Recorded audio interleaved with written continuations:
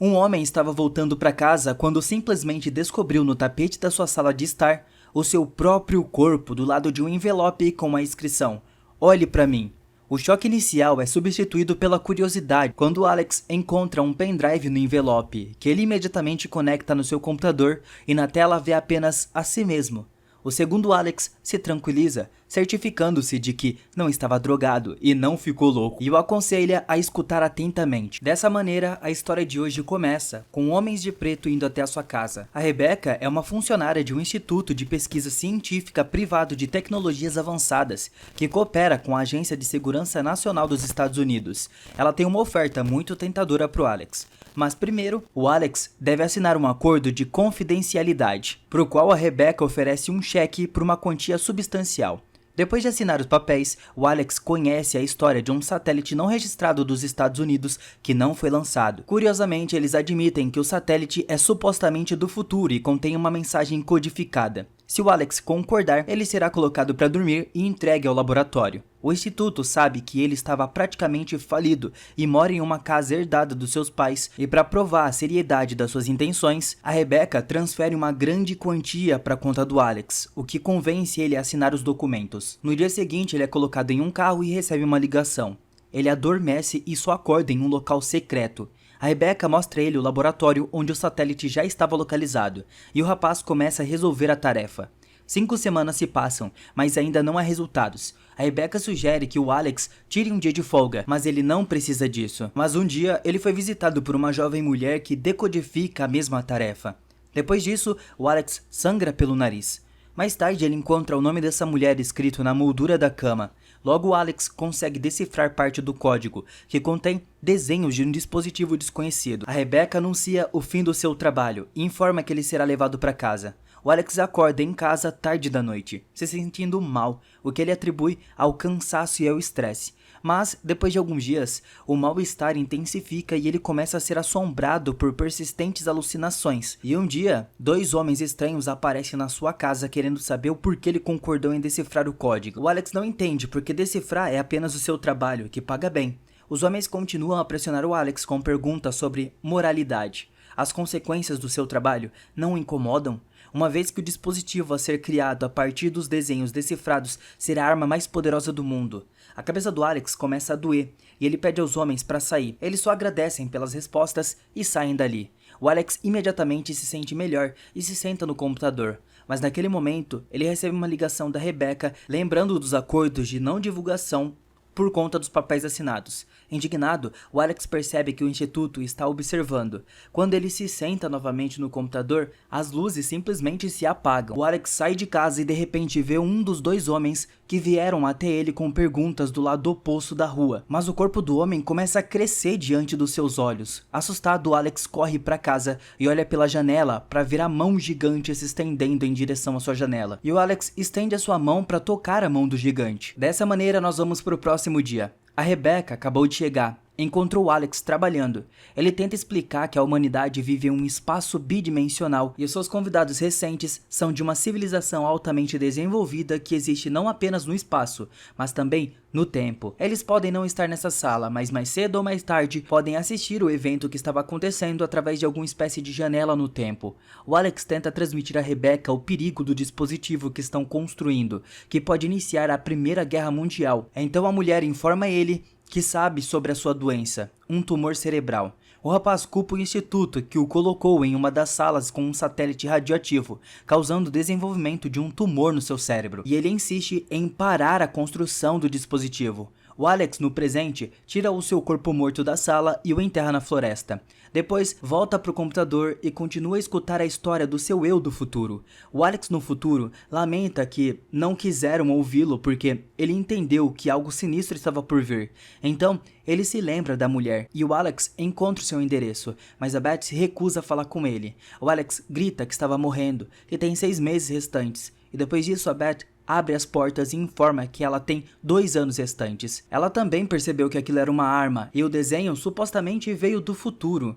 a outra pessoa que se comunica com ela através do computador e envia tarefas que ela resolve quando se sente normal. A Beth começa a se sentir mal nesse momento, então Alex a leva para o quarto e quando ele desce as escadas, ele consegue ver outra dela tendo um encontro com um homem militar. Ele informa de notícias terríveis. E lá está ela, com um punhado de pílulas na mão, tentando deixar a sua vida. Mas nesse momento ela recebe uma mensagem do Cypherman. Ele apareceu no monitor do computador, e o Alex responde, mas o Cypherman rapidamente percebe que não é Beth, e desconecta o homem. Então, ele pega o pacote de papéis impressos com tarefas anteriores dadas pelo Cypherman. Na manhã seguinte, a Beth o encontra no sofá com os papéis colados juntos.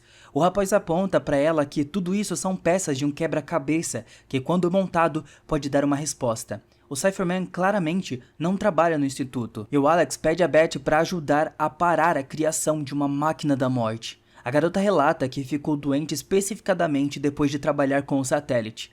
Ela começou a ter alucinações e a pensar em uma mensagem do futuro, e se for possível entrar em contato com o remetente, isso seria bem interessante.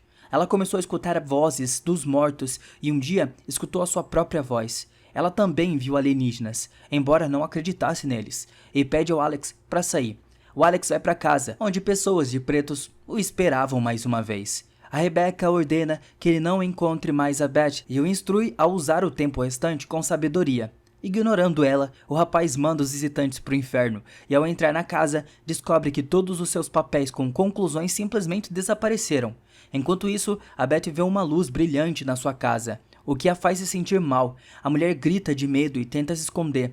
O Alex tenta afogar os seus pensamentos em álcool quando uma mensagem do Cypherman chega no seu computador. O rapaz tem certeza de que a Rebecca estava escondida atrás desse apelido, mas o interlocutor nega isso. Nesse momento, a campanha toca. A Beth estava bem ali. Acontece que o Cypherman a dirigiu até aqui e enviou para ela os projetos de um dispositivo capaz de destruir a tecnologia do futuro. Os dois começaram a desenvolver um vírus capaz de destruir a máquina sendo criada a partir dos projetos que decifraram pelo computador. Mas na manhã seguinte, a Rebecca e seus homens entraram na casa dele e eles sabem sobre o trabalho deles e já estavam todos a caminho daqui. Ela dá o nome do fundador do instituto e ordena que vão até ele o mais rápido possível. Ela é o Cypherman e esperava destruir o dispositivo com a ajuda deles. Então, vários carros se aproximam da casa do Alex. Os dois escapam pela saída dos fundos. A Rebecca, como foi considerada uma traidora, é pega e recebe uma injeção e é jogada em um carro. E durante a noite, o Alex e a Beth chegam ao cientista Miles, que os reconhece imediatamente, pois sempre acompanhou o trabalho deles. A questão é que esse satélite não era o único, havia outro que orbitava a Terra por cerca de 400 anos. Aparentemente, seres desconhecidos do futuro estavam esperando que os terráqueos crescessem, voassem para o espaço e conseguissem decifrar a mensagem deles. O antigo satélite também continha projetos de uma máquina cujo propósito era limitar a evolução da humanidade à terceira dimensão. Mas quando Miles anunciou a sua descoberta, ele foi ridicularizado. Ele também desenvolveu um tumor, mas felizmente não fatal. Ele tem certeza de que os alienígenas são capazes de existir em várias dimensões. Eles não percebem o tempo de forma linear como os humanos, e o segundo dispositivo que estava sendo criado no instituto provavelmente lhe dará acesso à dimensão humana. Até agora, eles estão apenas assistindo a um filme onde os humanos são personagens e com a ajuda do primeiro dispositivo, eles podem assistir a esse filme, mas não podem mudar o que está acontecendo. No entanto, o segundo permitirá mudar a realidade existente. O Miles está apenas começando a entender a essência desse processo, mas não pode explicar tudo completamente. Afinal, até a aparência dos alienígenas é formada pelo próprio cérebro humano. A propósito, ele estava em um contato com um enorme alienígena visível apenas para ele, que vive no seu jardim há mais de 30 anos. O Miles olha constantemente para ele, fazendo seu cérebro se adaptar e começar a ver a verdadeira aparência do humanoide. Mas seus convidados não conseguem ver ninguém. O Miles tem certeza de que o tumor nas suas cabeças é a ajuda dos alienígenas para que as pessoas possam perceber a sua realidade. O Alex sugere simplesmente destruir o dispositivo comum com um martelo, mas onde estava a garantia de que o instituto não iria restaurar isso? Portanto, todos os dados no servidor precisam ser apagados.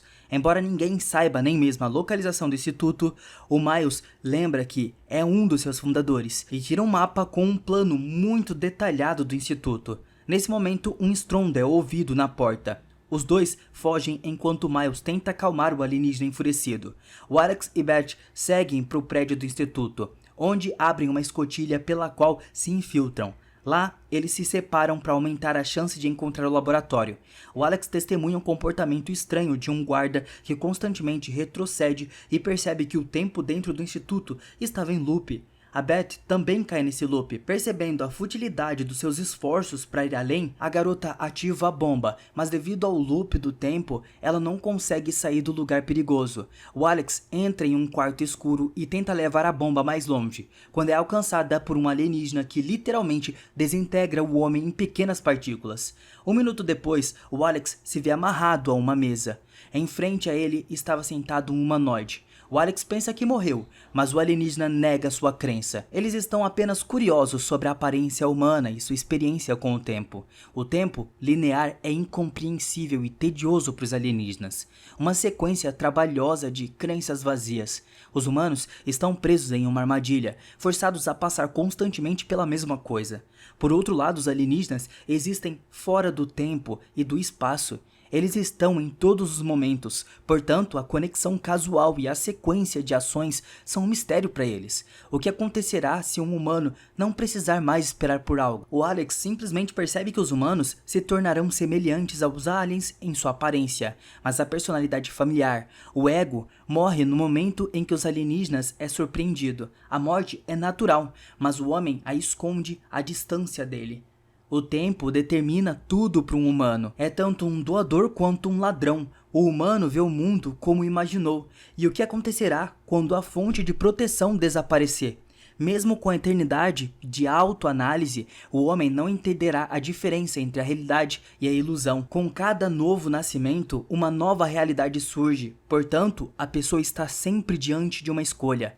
O Alex se sente muito mal, e então o alienígena oferece retornar ao momento antes do cara ficar doente. Com a informação de que ele agora tem, o Alex decide que não teria ido trabalhar no instituto e teria evitado tudo isso. O alienígena fica surpreso, porque ele mudaria o seu comportamento se não pode mudar a situação. Então Alex admite que as pessoas não escolhem o que vai acontecer. O humanoide insiste se seu retorno ao passado fará de fato diferença. Algo pode mudar imediatamente, e o rapaz se encontra na sua casa, em frente ao computador. Ele grava essa unidade no flash, percebendo que nada pode ser mudado. O mundo pode desaparecer amanhã, mas isso não é novidade. Tudo já aconteceu, tudo terminou antes de começar. Ele coloca a unidade flash em envelope, que é o pendrive, e cai no chão. As últimas palavras no pendrive são sobre o Alex do passado alertando a Beth, e ele parte para a casa da garota, enquanto o Alex do futuro simplesmente pede para esquecer tudo e seguir em frente. Essa história aqui é muito interessante e faz pensar se o conceito do tempo realmente não existe e vivemos apenas aqui e agora, em um único momento. Quem nos fez acreditar que existe um passado e um futuro? Será verdade que uma pessoa faz coisas tolas sem pensar em como seus pensamentos e ações mudam o seu próprio futuro? Bom, pessoal, essa é uma história muito interessante que dá um belo debate. O que vocês acharam dela? Deixa nos comentários.